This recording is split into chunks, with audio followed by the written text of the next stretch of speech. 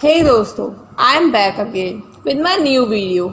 देवव्रत के वापस आ जाने के बाद उसके राज अभिषेक की तैयारी होने लगी। एक दिन शांतनु नदी किनारे गया। वहाँ उसने सत्यवती को देखा और उसे उससे प्यार हो गया। तो उसने सत्यवती के पिता से उसका हाथ मांग लिया। पिता ने कहा, पहले वचन दो कि सारा राजपाट मेरी बेटी के पुत्रों के नाम कर दोगे, भीष्म के नहीं। शांतनु मना करके चला गया। ये बात जब देवव्रत को पता चली तो उसने प्रतिज्ञा ली कि वो जीवन भर ब्रह्मचारी रहेगा और सत्यवती और शांतनु की शादी करा दी। तो शांतनु ने उसे इच्छा मृत्यु का वरदान दिया और तब से उसका नाम भीष्म पड़ गया। सत्यवती के 2 पुत्र हुए, चित्र विचित्र।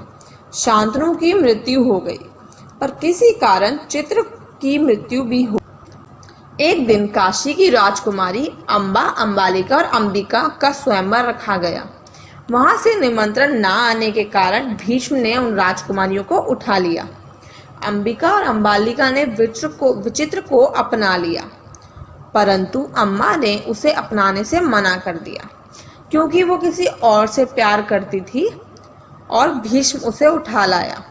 तो उसने बोला भीष्म को ही उसे शादी करनी होगी, परंतु भीष्म प्रतिज्ञाबद्ध था।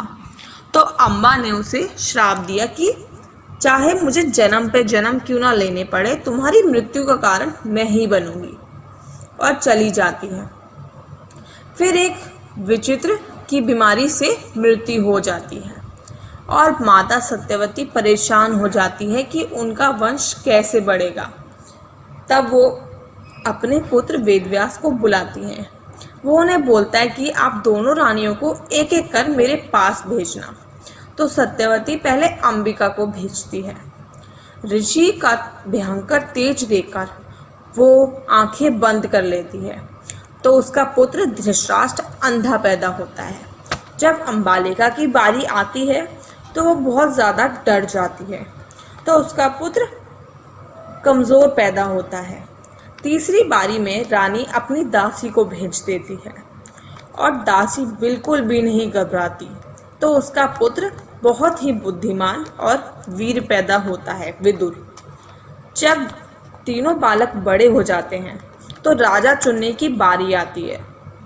तो पांडव को राजा बनाया जाता है क्योंकि धृतराष्ट्र, यह बात धृतराष्ट्र को बहुत बुरी लगती है। भीष्म गांधार नरेश की पुत्री गांधारी से धृतराष्ट्र का विवाह करा देता है।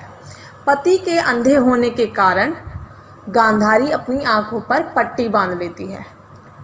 ये देखकर शकुनी, उसका भाई, बहुत क्रोधित होता है और पांडव की 2 पत्नियां होती हैं, कुंती और मांदरी। कुंती शादी से पहले ऋषि दुर्वासा की बहुत सेवा करा करती थी। उससे खुश होकर उन्होंने उसे एक मंत्र दिया जिससे वो किसी भी देवी देवताओं को बुला सकती है, पर उसे विश्वास नहीं हुआ। तो उसने ये मंत्र बोल दिया। उसके सामने सूर्यदेव प्रकट हो गए। वो उसे कवच कुंडल में एक पुत्र दे गए।